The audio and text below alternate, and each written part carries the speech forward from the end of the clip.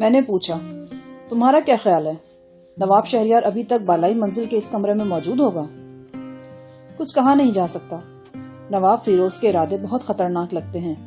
ممکن ہے وہ اب تک باپ کے خون سے ہاتھ رکھ چکا ہو اور اس کی لاش کبھی دستیاب نہ ہونے کے لیے حویلی کے کسی باغ کی گہرائی میں دفن ہو چکی ہو۔ کچھ کہتے کہتے ارجمند ایک دم چپ ہوئی۔ اس کی پیشانی پر سوچ کی لکیریں ابھر کر غائب ہوئیں۔ وہ بولی، تمہارا کیا خیال ہے شاہ جہان، کہیں یہ وہی گندھاری نوادرات والا چکر تو نہیں؟ میرا مطلب ہے کہ نوادرات کی ملکیت کے سلسلے میں باپ بیٹے کے درمیان اختلاف پیدا ہو گئے ہوں۔ میں نے کہا، یہ بات تو سمجھ میں نہیں آتی۔ فیروز جنگ باپ کی واحد نرینہ اولاد ہے۔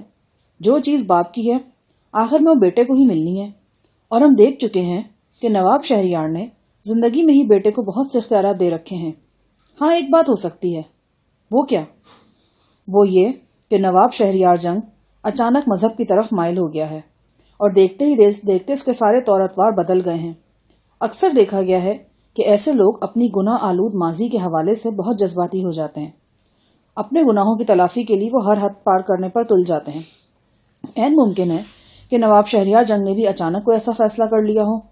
مثلاً اس نے سوچا ہو کہ اپنے کالے دھن سے چھٹکارا پالے، یا وہ زمینیں جو اس نے بزور بازو اپنی جاگیر میں شامل کی ہیں واپس لوٹا دے، وغیرہ وغیرہ۔ بیٹے نے باپ کی فاتر العقلی دیکھتے ہوئے اس کے خلاف بغاوت کر دی ہو۔ چونکہ وہ علل اعلان ایسا کرنے کی جرات نہیں رکھتا تھا، لہٰذا اس نے خفیہ کارروائی کی اور باپ کو اپنے وفادار کارندوں کے ہاتھوں اٹھوا لیا۔ وہ جانتا تھا کہ اس واقعے کے بعد ہر شخص کا دھیان سلجوق کی طرف جائے گا اور وہ خود صاف بچ نکلے گا، کیونکہ باپ کے ساتھ اس کا کوئی اختلاف کبھی منظر عام پر نہیں آیا۔ ارجمند بولی، لیکن اگر نواب شہریار کو اٹھانے والے فیروز جنگ کے ہی کارندے تھے تو مؤذن نے یا ٹیوب ویل پر موجود دوسرے لوگوں نے انہیں کیوں نہیں پہچانا؟ اور پھر واردات میں استعمال ہونے والی گاڑی بھی پہلے کبھی اس علاقے میں دیکھی نہیں گئی؟ میں نے کہا، فیروز جنگ بے وقوف نہیں ہے۔ اس نے ہر چیز کا باقاعدہ انتظام کیا ہوگا۔ گاڑی شہر سے لائی گئی ہوگی اور کرائے کے غنڈے بھی ڈھیروں کے حساب سے مل جاتے ہیں۔ بلکہ میرا تو خیال ہے کہ عین واردات کے وقت فیروز جنگ جو ریچھ اور کتوں کے مقابلے دیکھنے پہنچا تھا نا، وہ بھی پلاننگ کا ایک حصہ تھا۔ اس نے سینکڑوں افراد کے سامنے موقع واردات سے اپنی غیر موجودگی ثابت کی ہے۔ اب تمہاری کیا رائے ہے؟ ہمیں نواب شہریار کی مدد کے لیے آگے بڑھنا چاہیے یا خاموشی سے تیل کی دھار دیکھنی چاہیے؟ میں نے کہا، فی الحال تو دھار ہی دیکھنی چاہیے۔ یکا یک ارجمند چونک سی گئی۔ اس نے کلائی کی گھڑی دیکھی اور بولی، او مائی گاڈ، اس بڑھیا کی دوا کا وقت ہو گیا، ایک دم وائیولا کرنے لگے گی۔ بہو کی موت نے اس کا دماغ ٹھکانے پر رہنے نہیں دیا۔ میں کل پھر اسی وقت آؤں گی، اور ہاں، غزالہ کے بارے میں بھی تم سے بات کروں گی۔ اس سے پہلے کہ میں اس کی بات کا کوئی جواب دیتا، وہ لپک کر دروازے تک پہنچ گئی اور دروازے کو نیم وا کر کے کچھ دیر وہاں جھانکتی رہی۔ پھر اس نے خالی برتنوں والی ٹرے اٹھائی اور باہر نکل گئی۔ اگلے 4-5 روز تک کوئی خاص واقعہ رونما نہیں ہوا، سوائے اس کے کہ ایک شام مہمان خانے کے کوریڈور میں مشتبہ سے میری مت بھیڑ ہو گئی۔ اس نے مجھ سے کہا، ابھی کسی طرح کا رسک لینے کی ضرورت نہیں۔ حویلی کے ملازم اور چوکیدار نواب کے اغوا کی وجہ سے بہت ہوشیار ہیں۔ جب کام شروع ہوگا تو میں تمہیں خود گرین سگنل دے دوں گا۔ کام سے مشتبہ کی مراد حویلی میں نوادرات کا کھوج لگانا تھا۔ جناب، لیکن میرا اب یہاں رہنے کا کوئی جواز نہیں، نہ میں اب قیدی ہوں اور نہ ہی مہمان۔ جواز ہے۔ تمہارا ساتھی نوابزادی کی عزت بچانے کی کوشش کرتا ہوا شدید زخمی ہوا ہے اور اب تک سلجوق وغیرہ کے قبضے میں ہے۔ تم اس کے بغیر یہاں سے کیسے جا سکتے ہو؟ کیا سمجھے؟ ویسے بھی میں نے فیروز جنگ سے کہہ دیا ہے کہ جب تک سلجوق اور اس کے ساتھی نہیں پکڑے جاتے تو میں حویلی سے باہر نہ بھیجا جائے، ورنہ وہ لوگ جو نواب صاحب کو نقصان پہنچا سکتے ہیں تمہیں بھی نہیں بخشیں گے۔ آپ کو نواب صاحب کے بارے میں پتا ہے کہ وہ کہاں ہیں؟ مشتبہ نے ایک آنکھ میچی۔ اس لڑکی نے، کیا نام ہے اس کا؟ ارجمند۔ اس نے مجھے سب کچھ بتا دیا ہے۔ بہرحال یہ ان لوگوں کا ذاتی معاملہ ہے، ہمیں فی الحال اس میں دخل دینے کی ضرورت نہیں۔ ہمیں نوادرات سے غرض ہے، اگر وہ یہاں ہیں تو ہم یہاں رہیں گے اور انہیں برآمد کرنے کی کوشش بھی کریں گے۔ دوسری صورت میں وہاں چلے جائیں گے جہاں نوادرات گئے ہیں۔ لیکن جناب، آپ تو یہاں ریچھ اور کتوں کے مقابلے دیکھنے کے بہانے آئے تھے۔ مقابلے تو اب ختم ہو گئے، اب آپ یہاں کس بہانے مقیم ہیں؟ مشتبہ نے ایک بار پھر آنکھ میچی۔ بھائی، ہمارے میزبان کو ڈاکوؤں کے گروہ نے اغوا کر لیا ہے۔ اس کا نا تجربے کار اور نوجوان بیٹا جنگلوں، صحراؤں اور دریاؤں میں باپ کو ڈھونڈنے کی کوشش کر رہا ہے۔ ایسے برے وقت میں ہم اس یتیم شہزادے کے کام نہیں آئیں گے تو کب آئیں گے؟ ہم اس کے ساتھ مل کر سلجوق اور اس کے گماشتوں کو ڈھونڈ رہے ہیں۔ اور پھر بھائی، سلجوق سے ہماری ذاتی دشمنی بھی تو ہے۔ اس کے بندوں نے ہمارے ساتھ مار پیٹ کی تھی اور ہمارے ہاتھ باندھ کر ہمیں جیپ میں ڈال لیا تھا۔ اتنے میں نواب کا خادم خاص قلی قطب بڑے ادب سے چلتا ہوا ہمارے پاس آیا۔ اس کے نمودار ہوتے ہی مشتبہ خاموش ہو گیا۔ قلی قطب نے ایک نگاہ غلط انداز مجھ پر ڈالی اور پھر عاجزانہ انداز میں مشتبہ کنور سے مخاطب ہوا۔ جناب، ایک مشکوک بندہ پکڑا گیا ہے۔ چھوٹے نواب اس سے پوچھ تاچھ کر رہے ہیں۔ انہوں نے آپ کو یاد کیا ہے۔ مشتبہ بگڑ کر بولا، وہ تمہارے ٹکڑوں پر پلنے والے حرامی پولیسیے پھر کسی بے گناہ کو پکڑ لائے ہوں گے۔ بالکل مغز نہیں ان کے سروں میں۔ بہرحال چلو آؤ دیکھتے ہیں۔ وہ بڑے باوقار انداز میں قدم اٹھاتا نشست گاہ کی طرف چل دیا۔ قلی قطب کتے کی طرح دم ہلاتا اس کے پیچھے تھا۔ میں حویلی کے معاملات میں مجتبہ کے عمل دخل اور اس کے روب داب سے متاثر ہوا۔ مجتبہ ان اجنبی لوگوں سے اپنا آپ منوانے اور ان پر غالب آنے کی قدرتی صلاحیت رکھتا تھا۔ وہ اس صلاحیت کو گاہے بگاہے اچھے اور برے مقاصد کے لیے استعمال کرتا تھا۔ میرا دھیان ناہید کی طرف چلا گیا، جو ایک شادی شدہ عورت ہونے کے باوجود مجتبہ کی جادوئی نظر کا شکار تھی اور اپنے شوہر سے بے وفائی پر آمادہ ہو چکی تھی۔ مجتبہ اور ناہید کی کہانی معلوم نہیں ان دنوں کس اسٹیج پر تھی۔ میں نے آخری بار ان دونوں کو ماہر لسانیات مسٹر شاؤ کی محل نما کوٹھی میں اکٹھے دیکھا تھا۔ اس کے فوراً بعد میں لاہور اور وہاں سے حیدرآباد چلا آیا تھا۔ مجتبہ نے مجھ سے کہا تھا کہ حویلی میں کسی بھی قسم کی کارروائی کرنے سے پہلے وہ مجھے اشارہ دے گا، لیکن میں اس اشارے کے انتظار میں ہاتھ پر ہاتھ دھرے نہیں بیٹھ سکتا تھا، خاص طور پر ایسی صورت میں کہ میں وہ کچھ جانتا تھا جو مجتبہ اور مسٹر جی کلارک نہیں جانتے تھے۔ وہ اس بات سے بے خبر تھے کہ اس گمشدہ ٹرک کا بیش بہا اسباب بھی اس حویلی میں موجود ہے، جس کی تلاش میں ایک خلقت پاگل ہو رہی ہے۔ انہیں یہ بھی معلوم نہیں تھا کہ وہ گندھاری آرٹ کے جس ذخیرے کے لیے رال ٹپکا رہے ہیں اور قریا قریا بھٹک رہے ہیں، وہ اس گمشدہ ٹرک کے اسباب کا ایک چھوٹا سا حصہ ہے۔ مجتبہ نے مجھ پر تو یہی ظاہر کیا تھا کہ فی الحال وہ نواب فیروز جنگ کے ساتھ مل کر بڑے نواب کی تلاش میں لگے ہوئے ہیں اور نوادرات کھوجنے کے لیے کوئی کارروائی شروع نہیں کی گئی، لیکن عین ممکن تھا کہ یہ بھی چال ہو، مجھے بے خبر رکھ کر مجتبہ اور مسٹر جی کلارک اپنے کام میں مصروف ہو گئے ہوں اور کسی دن خاموشی سے اپنے ٹارگٹ تک پہنچ جائیں۔ یہ دولت کا معاملہ تھا، اس میں کوئی کسی پر بھروسہ نہیں کر سکتا تھا۔ مجتبہ اور مسٹر جی کلارک نے شنکر پر بھروسہ نہیں کیا تھا، حالانکہ وہ اس کام کے لیے بے حد موزوں تھا جو میرے ذمے لگا کر یہاں بھیجا گیا تھا۔ اب عین ممکن تھا کہ میں بھی مجتبہ وغیرہ کے اعتماد کے قابل نہیں رہا ہوں۔ اسی طرح ارجمند بانو تھی، میں نے اس پر اعتماد نہیں کیا تھا اور اس بات کی ہوا بھی اسے نہیں لگنے دی تھی کہ گمشدہ ٹرک اس حویلی میں پہنچا ہے۔ یقینی بات تھی کہ ارجمند نے بھی مجھ سے بہت سی باتیں چھپائی ہوں گی۔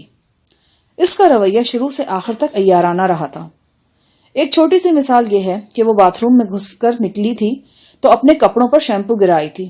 یقیناً وہ بھی ایک ڈرامہ تھا، کچھ اور دیر میرے کمرے میں رہنے کے لیے اور مجھے شیشے میں اتارنے کے لیے۔ ایسی چھوٹی بڑی بہت سی عیاریاں میں نے اس کے رویے میں نوٹ کی تھی۔ پہلی ملاقات کے بعد ارجمند دوبارہ مہمان خانے میں دکھائی نہیں دی تھی۔ یہ 5ویں چھٹے روز کا واقعہ ہے۔ میں حویلی کے پائے باغ میں گھومنے کے بعد واپس آ رہا تھا کہ میں نے شاہین کو دیکھا۔ وہ ٹریک سوٹ میں تھی اور ایک مرد کے ساتھ جاگنگ کر رہی تھی۔ مرد درمیانی عمر کا لگتا تھا اور اس نے بھی ٹریک سوٹ پہن رکھا تھا۔ میری طرف دونوں کی پشت تھی۔ وہ معمولی رفتار سے ایک دوش پر دوڑے جا رہے تھے۔ روش کے آخری سرے پر پہنچ کر انہوں نے یو ٹرن لیا اور واپس مڑے۔ ان کے چہرے میرے سامنے آئے۔ شاہین کے ساتھی کو دیکھ کر میں بری طرح چونک گیا۔ وہ گوناب واحدی تھا، وہی گوناب واحدی جس سے چند روز پیشتر حویلی کے بندی خانے میں میری ایک مختصر اور طویل ملاقات ہو چکی تھی۔ یہ وہ ماہر فن آرٹسٹ تھا جس نے دال کے دانوں پر منییچرز کے اسٹائل میں ایک انتہائی اہم تحریر لکھ کر ایران بھیجی تھی۔ بعد ازاں یہ تحریر راستے میں ہائی جیک ہو کر ہمارے پاس پہنچ گئی تھی۔ جاگیر کے بے لچک قانون کے مطابق گوناب واحدی جاگیر کا قیدی تھا۔ میری اطلاعات کے مطابق ابھی اس کی سزا میں 1 سال باقی تھا۔ اسے آزاد دیکھ کر اور شاہین کے ساتھ جاگنگ میں مصروف پا کر مجھے از حد حیرت ہوئی، تاہم میں نے اس حیرت کو چہرے پر نمودار نہیں ہونے دیا۔ گناب واحدی بھی مجھے دیکھ کر ٹھٹک سا گیا، مگر ٹھٹکنے کے باوجود اس نے جاگنگ جاری رکھی۔ شاہین نے حسب معمول ایک اچٹتی سی نگاہ مجھ پر ڈالی اور بال جھٹک کر چہرہ پھیر لیا۔ دوبارہ حویلی میں آنے کے بعد 4-5 دفعہ شاہین سے میرا آمنا سامنا ہو چکا تھا، لیکن اس نے کسی خاص رد عمل کا اظہار نہیں کیا تھا۔ یوں لگتا تھا کہ میں اب بھی اس کے لیے ایک بے معنی سی چیز ہوں، ان بے شمار کیڑے مکوڑوں میں سے ایک جو انسانی شکل لیے اس کے ارد گرد پھرتے ہیں، آتے جاتے سے سلام کرتے ہیں، اس کے جوتے پالش کرتے ہیں، اس کے سامنے کھانا چنتے ہیں، اس کے کتوں کو نہلاتے ہیں، اور جن کی پیٹھ پر پاؤں رکھ کر وہ اپنے اصیل گھوڑوں پر سواری کرتی ہے۔ میں اس کا شکریہ وصول کرنے کا خواہش مند نہیں تھا، اور نہ ہی یہ چاہتا تھا کہ وہ مجھے انعام و اکرام اور اعزازات سے نوازے، لیکن اسے کم از کم ایک بار تو مجھ سے ملنا چاہیے تھا۔ منہ سے میرا اور بوٹا سنگھ کا شکریہ ادا نہ کرتی تو اپنے رویے سے تو ظاہر کر ہی دیتی کہ ہم نے اس کی عزت اور جان بچانے کے لیے جو کوششیں کی ہیں وہ ان کی قدر کرتی ہے، مگر اپنائیت تو دور کی بات، اس کی نگاہ ناز میں تو شناسائی کا شائبہ بھی نظر نہیں آتا تھا۔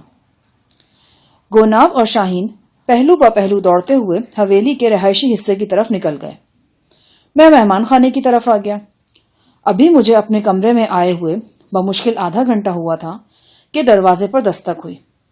میں یہی سمجھا کہ زری گل ہوگا، لیکن دروازہ کھولا تو سامنے گوناب واحدی کھڑا تھا۔ وہ ابھی تک ٹریک سوٹ میں تھا اور گردن سے پسینے کی دھاریں بہ رہی تھیں۔ وہ جلدی سے اندر آ گیا اور خود ہی دروازہ بند کر دیا۔ شاہ جہان، تم ابھی تک یہیں ہو؟ اس نے حیرت سے پوچھا۔ ہاں، مجبوری ہے، ابھی تک باہر نکلنے کا موقع نہیں ملا۔ یعنی تمہاری حیثیت اب بھی قیدی کی ہے؟ ہاں، لیکن آپ کہہ سکتے ہیں کہ اب جیل میں میری فرسٹ کلاس ہے۔ شورز وغیرہ سے کوئی رابطہ ہوا؟ جی ہاں، لیکن یہ لمبی کہانی ہے، فرصت سے بیٹھ جائیے تو میں تفصیل سے بتاتا ہوں۔ میں اندازہ لگا چکا تھا کہ گناب کے پاس فرصت نہیں ہے، وہ بہت افراتفری میں یہاں پہنچا تھا۔ بصورت دیگر میں اسے کبھی تفصیل بتانے کی پیشکش نہ کرتا، تفصیل تھی ہی نہیں تو میں اسے بتاتا کیا؟ مجھے کیا معلوم تھا کہ شورز کس چڑیا کا نام ہے اور وہ ایران میں کہاں پائی جاتی ہے؟ میری توقع کے عین مطابق گوناب نے کہا، نہیں، اس وقت تو میں بہت جلدی میں آیا ہوں، کل رات 10 بجے کے بعد میرا انتظار کرنا۔ میں نے کہا، لیکن یہ تو بتاتے جائیے کہ آپ کیسے چھوٹے؟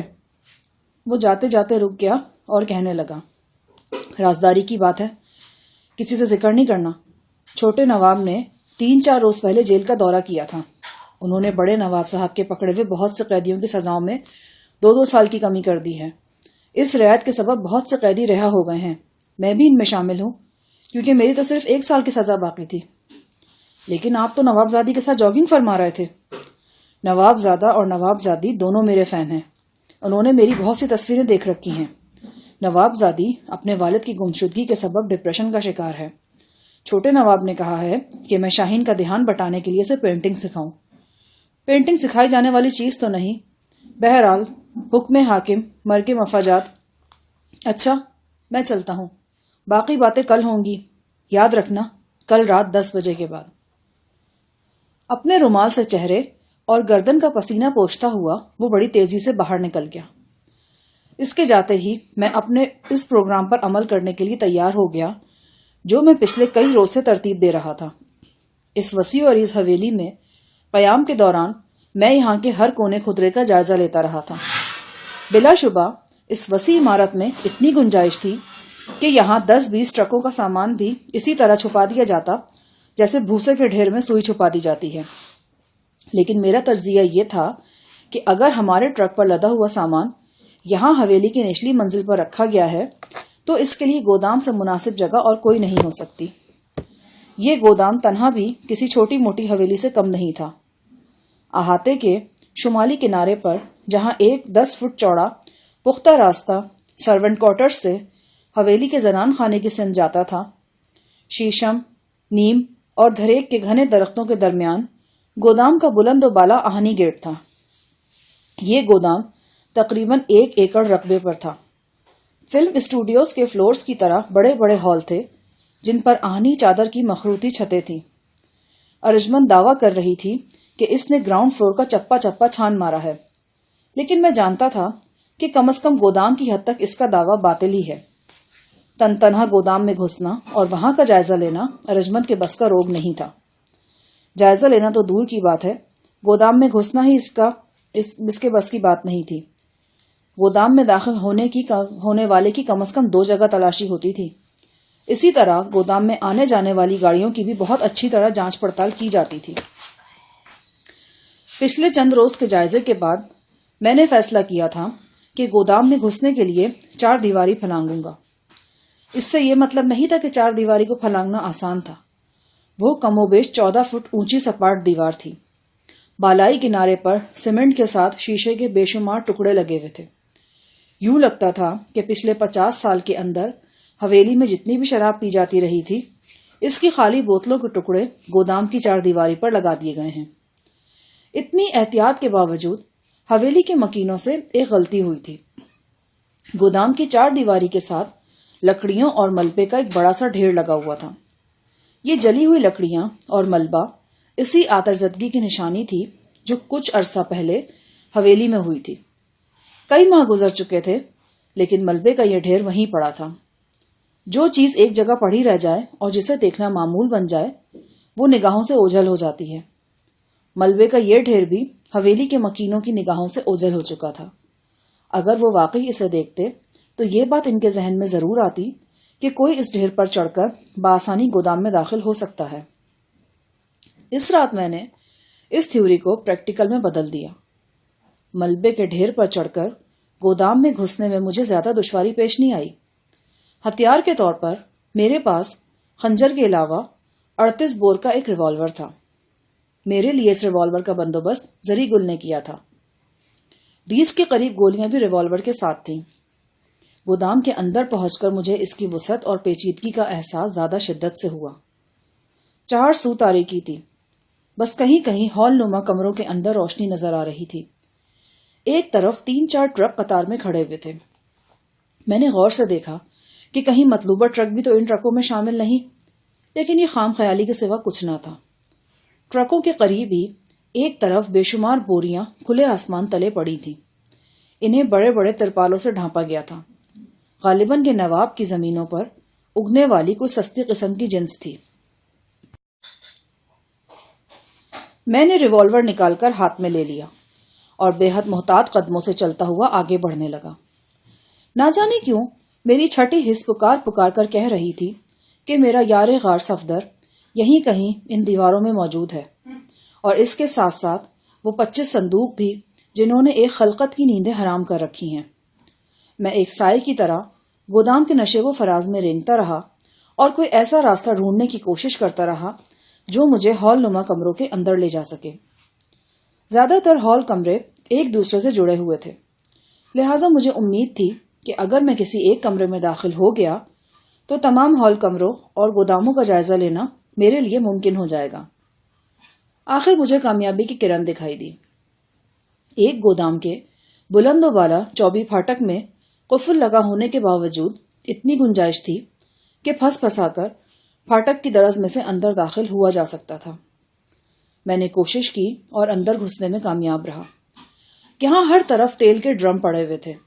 ان میں ڈیزل بھی تھا اور پیٹرول بھی۔ یہ تیل نواب کی زمینوں پر چلنے والے ٹریکٹروں اور دیگر زرعی مشینوں میں استعمال ہوتا تھا۔ اسی گودام میں مشینوں کے ٹوٹے پھوٹے حصے، ناکارہ مشینیں اور ٹریکٹروں کے بیکار ٹائر بکثرت نظر آ رہے تھے۔ ایک جانب 2 نئے ٹریکٹر کھڑے تھے، غالباً ابھی انہیں کھیت میں نہیں لے جایا گیا تھا۔ اس گودام میں 2-3 بغلی دروازے نظر آ رہے تھے۔ میں نے اپنے کندھے پر رکھا ہوا بڑا رومال اتارا اور اسے ڈھاٹے کی طرح نہایت مضبوطی کے ساتھ چہرے پر لپیٹ لیا۔ ساتھ والے گودام میں داخل ہونے کے لیے میں بغلی دروازوں کی طرف بڑھا ہی تھا کہ ایک آہٹ نے مجھے چونکا دیا۔ میرے آس پاس کوئی موجود تھا۔ کون ہے؟ ایک بھاری بھرکم آواز گودام میں گونجی اور میں گڑبڑا کر رہ گیا۔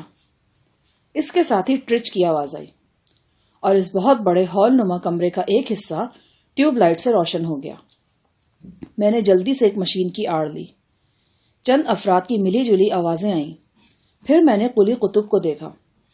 اس کے ہاتھ میں لوہے کی کوئی لٹھ نما شے تھی اور وہ بڑے چوکنے انداز میں چاروں طرف دیکھ رہا تھا۔ پھر مجھے 2 مزید افراد نظر آئے۔ وہ دونوں بھی قلی قطب کی طرح ایک پرانے ٹریکٹر کی اوٹ سے برآمد ہوئے تھے۔ قلی قطب کی نگاہ سے بچنے کے لیے میں تھریشر کے مشین کے عقب میں کچھ اور سمٹ گیا۔ ایسا کرتے ہوئے میری کوہنی کسی چیز سے ٹکرائی اور زور کا کھٹکا ہوا۔ قلی قطب جو چیتے کی طرح چوکنا تھا لپک کر میری طرف آیا۔ اتنا وقت نہیں تھا کہ میں اپنی جگہ بدل سکتا۔ جو ہی قلی میرے سامنے پہنچا میں نے ایک جچا تلا مکہ اس کے جبڑے پر رسید کر دیا۔ مکہ خاصی ٹیکنک کے ساتھ مارا گیا تھا اور اچانک مارا گیا تھا، لہٰذا باکسر ہونے کے باوجود قلی کو گودام کے اندر ہی تارے نظر آ گئے اور وہ ایک کرہا کے ساتھ پشت کے بل گر گیا۔ اسے یوں گرتے دیکھ کر مجھے بڑی راحت نصیب ہوئی اور اس کے ساتھ ہی میرے اندر وہ لڑاکا روح بیدار ہو گئی جو مجھے ہر خطرے سے بے نیاز کر کے میرے لیے خون ریز لڑائی کو ایک کھیل بنا دیتی تھی۔ میں جست لگا کر مشین کی اوٹ سے نکلا اور اپنے 3 تنو مند حریفوں کے روبرو آ گیا۔ قلی قطب سمیت وہ تینوں اپنی چال ڈھال سے مانے ہوئے کھلاڑی نظر آتے تھے۔ قلی قطب کے ہاتھ میں آہنی لٹھ تھی، ایک شخص کے ہاتھ میں گراری دار چاقو اور دوسرے کے ہاتھ میں ایک بڑی ہتھوڑی تھی جو اس نے ہنگامی ضرورت کے تحت کہیں سے اٹھا لی تھی۔ میرا مکہ کھا کر قلی قطب کے زمین بوس ہو جانے تک قلی قطب اور اس کے دونوں ساتھیوں کو سمجھا دیا تھا کہ مد مقابل معمولی نہیں اور انہی کے قبیلے سے تعلق رکھتا ہے۔ بے حد احتیاط کرتے ہوئے انہوں نے مجھے 3 طرف سے گھیر لیا تھا۔ مجھے خنجر اور لٹ سے زیادہ آہنی ہتھوڑے کی طرف سے خطرہ تھا۔ ہتھوڑے کی ضرب بے انتہا مہلک ہوتی ہے۔ جسم پر اور خاص طور پر سر پر لگنے والی یہ ضرب بندے کو آنن فانن موت کے گھاٹ اتار دیتی ہے۔ میری خوش قسمتی تھی کہ سب سے پہلے ہتھوڑی والے نے ہی وار کیا۔ وہ نشے میں تھا، بے حد قوت سے اس نے ہتھوڑی گھمائی۔ میں نے اپنا سر بچایا تو ہتھوڑی قلی قطب کے سینے پر پڑی۔ وہ ابھی ابھی میرا مکہ کھا کر سنبھلا تھا۔ ہتھوڑی کی ضرب نے اسے پھر زمین بوس کر دیا۔ اس کے ہاتھ سے آہنی لٹ گر گئی اور دور تک لڑکتی چلی گئی۔ میں نے اچھل کر خنجر والے کے سینے پر لات جمائی۔ وہ اس اچانک حملے کے لیے قطعی تیار نہیں تھا۔ خنجر سمیت وہ ایک الٹی قلابازی کھا کر اس ایک پرانے ٹریکٹر کے انجن سے وہ جا ٹکرایا جس کے عقب سے ابھی یہ تینوں افراد برآمد ہوئے تھے۔ ٹریکٹر کے ساتھ اس کے تصادم سے زوردار آواز پیدا ہوئی۔ اس کے ساتھ ہی ایک سریلی چیخ بلند ہوئی اور ایک نیم برہنہ لڑکی نے خوفزدہ نظروں سے ٹریکٹر کے عقب سے جھانکا۔ اب صورتحال ڈھکی چھپی نہیں رہی تھی۔ یہ تینوں افراد گودام کی اس تنہائی میں موج میلہ کر رہے تھے۔ ان کے ساتھ شریک لڑکی کوئی ملازمہ ہو سکتی تھی یا کوئی بیکس لڑکی جسے ڈرا دھمکا کر قابو کر لیا گیا تھا، یا پھر کوئی 3rd کلاس طوائف۔ بہرحال یہ سوچنے کا وقت نہیں تھا۔ خنجر بردار بڑے وحشیانہ انداز میں مجھ پر جھپٹ رہا تھا۔ میں نے پینترا بدل کر اس کا وار خالی دیا اور جھک کر اپنی پنڈلی سے خنجر نکال لیا۔ خنجر کی جھلک دیکھتے ہی ہتھوڑی بردار ٹھٹک کر پیچھے ہٹا۔ اس کی ہچکچاہٹ کی سزا اسے ایک زبردست ٹھوکر کی صورت میں منہ پر جھیلنا پڑی۔ قلی قطب نے آگے بڑھ کر اپنے ساتھی کا بدلہ چکایا اور اپنا ہیوی ویٹ طوفانی مکہ میرے چہرے پر رسید کیا۔ حالانکہ مکے پر آہنی خول نہیں تھا، پھر بھی میری آنکھوں میں شرارے سے اڑ گئے۔ میں نے بھنا کر رامپوری خنجر کو حرکت دی۔ یہ افقی حرکت تھی۔ میرا مقصد قلی قطب کو سینے کے قریب زخمی کرنا تھا۔ یہ زخم زیادہ سنگین نہیں ہوتا، صرف پسلیوں سے اوپر کھال کٹتی ہے، لیکن عین وقت پر قلی نے پھرتی دکھائی اور اچھل کر پیچھے ہٹنا چاہا۔ وہ اچھلا تو اس کا پیٹ خنجر کی قاتل نوک کے روبرو آ گیا۔ چرکا کھا کر وہ پہلو کے بل گرا۔ اسے احساس تک نہیں ہوا کہ اس کا پیٹ چاک ہو چکا ہے۔ اس کے کسی ساتھی کو اندازہ بھی نہیں تھا کہ قلی قطب نے کتنا مہلک زخم کھایا ہے۔ اس کا ہتھوڑے بردار ساتھی مجھ پر جھپٹا۔ میں نے نیچے جھک کر اسے اٹھایا اور تیل کے ڈرموں پر پٹک دیا۔ اس وقت میری نگاہ گودام کے ادھ کھلے پھاٹک پر پڑی۔ وہاں سے نواب کے مسلح کارندے لپک لپک کر اندر آ رہے تھے۔ اب میرا وہاں رکنا ٹھیک نہیں تھا۔ میں نے ایک مد مقابل کو الوداعی لات رسید کی اور کاٹ کباڑ کے درمیان راستہ بناتا ہوا پھاٹک کی طرف لپکا۔ چند ہی لمحے بعد میں مسلح افراد کو غچہ دے کر گودام سے باہر تھا۔ گودام کا بیرونی پھاٹک جو کہ کم و بیش 14 فٹ اونچا اور 20 فٹ چوڑا تھا کھلا ہوا تھا اور 2 مسلح افراد دوڑتے ہوئے اندر گھس رہے تھے۔ میں نیم تاریک 4 دیواری کے ساتھ چپک گیا۔ جو ہی مسلح چوکیدار نے پھاٹک بند کرنا چاہا، میں نے اپنی جگہ سے حرکت کی اور اس کی گردن اپنے بازو کے آہنی شکنجے میں کس لی۔ مرحوم کو آواز نکالنے کی حسرت ہی رہی۔ یا تو اس کی گردن میری توقع سے زیادہ کمزور تھی یا ہیجان کے سبب میری گرفت سخت تھی۔ میں نے اس کی ہڈی ٹوٹنے کی صاف آواز سنی۔ میں نے اسے پنجہ اجل سے آزاد کیا تو وہ مردہ چھپکلی کی طرح پٹ سے پھاٹک کے وسط میں گرا۔ میں ادکھلے پھاٹک سے گزر کر حویلی کے رہائشی حصے کی طرف دوڑا۔ اسی وقت مجھے اپنے عقب میں تڑ تڑ کی بھیانک آواز سنائی دی۔ یہ فائرنگ حویلی کے اندر ہو رہی تھی اور غالباً ہوائی فائرنگ تھی یا پھر کسی حواس باختہ مجاہد نے کسی متحرک شے کو ٹارگٹ جان کر میگزین خالی کر دیا تھا۔ میں جانتا تھا کہ اگر میں رہائشی حصے تک پہنچ گیا تو میرے بچنے کے امکانات 50% سے بڑھ جائیں گے۔ میں نے جسم پر ایک سیاہ چادر لپیٹ رکھی تھی۔ چہرہ ڈھاٹے میں پوشیدہ تھا۔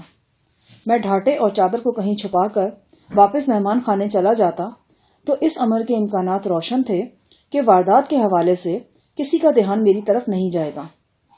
واردات کی تفتیش میں سب سے زیادہ اہمیت پاؤں کے نشانات اور فنگر پرنٹس کی ہوتی ہے۔ فنگر پرنٹس ملنے تو بہت مشکل تھے۔ ہاں، میرے پاؤں کے نشانات مجھے مشکل میں ڈال سکتے تھے۔ اس مسئلے کا حل میں نے یہ نکالا تھا کہ اپنے جوتے استعمال نہیں کیے تھے۔ میری فرمائش پر زری گل نے مجھے کہیں سے ایک پرانا جوڑا لا دیا تھا۔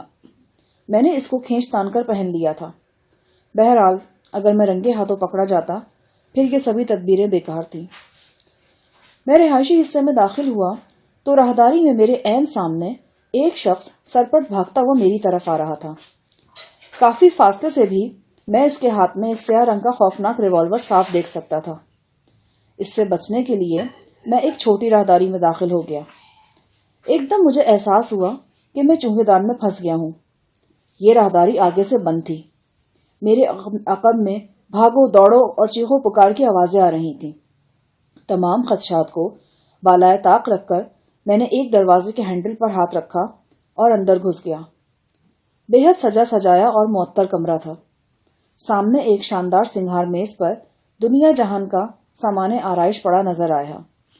جو ہی میں نے کمرے کا دروازہ بند کیا، باہر کا شور و غل معدوم ہو گیا۔ دفعتاً میری نگاہ ڈبل بیڈ کی طرف اٹھی اور جم کر رہ گئی۔ ایک گل بدن دوشیزہ بڑے توبہ شکن انداز میں بستر پر منہ کے بل پڑی تھی۔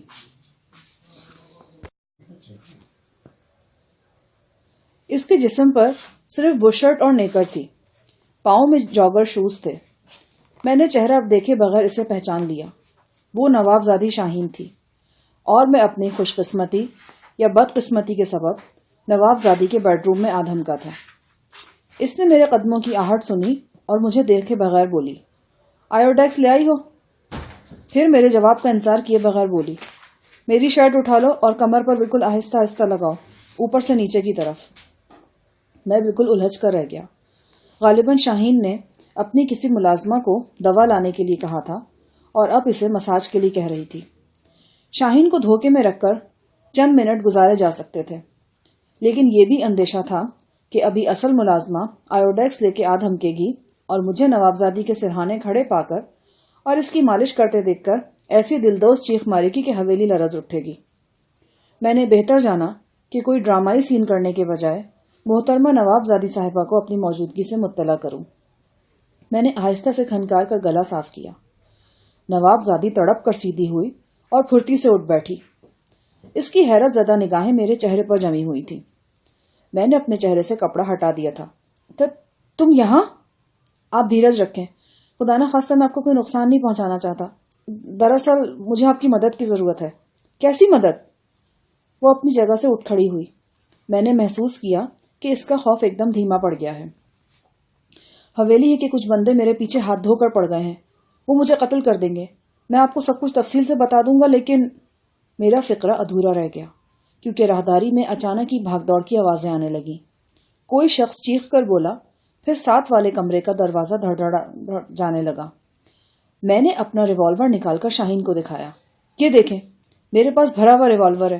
اگر میں چاہوں تو آپ کو اپنے قبضے میں رکھ کر اپنی جان بچا سکتا ہوں، لیکن باخدا میں ایسا نہیں کرنا چاہتا اور نہ ہی کروں گا۔ نواب زادی کی حسین و جمیل پیشانی پر تفکر کی لکیریں ابھری۔ وہ چند لمحے ساکت کھڑی رہی، پھر اس نے تہمکانہ لہجے میں مجھے اپنے پیچھے آنے کا اشارہ کیا۔ وہ مجھے کمرے کے آخری سرے پر لے آئی۔ یہاں 2.5 فٹ کا ایک بغلی دروازہ تھا۔ اس کے اشارے پر میں دروازہ کھول کر اندر داخل ہو گیا۔ یہ 8x16 کا لمبوترا سا کمرہ تھا۔ ایک دیوار میں 2 بڑے بڑے ایگزاسٹ فین لگے تھے۔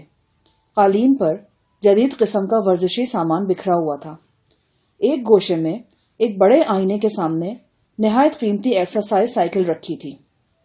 بظاہر یہ ورزش کا کمرہ تھا، لیکن ولایت پلٹ شاہین نے یہاں ہر قسم کا سامان بھر رکھا تھا۔ انگلش میگزین اور کتابیں فرش پر بکھری ہوئی تھیں۔ ایک جہازی سائز کا ریکارڈ پلیئر اور بہت سی کیسٹیں۔ اس ریکارڈ پلیئر کو دیکھ کر مجھے شاہین کی بھابھی کا خون میں نہایا ہوا جسم یاد آ گیا۔ یہی منحوس مشین خریدنے کے لیے دونوں لڑکیاں حویلی سے حیدرآباد شہر گئی تھیں اور حادثے کا شکار ہو گئی تھیں۔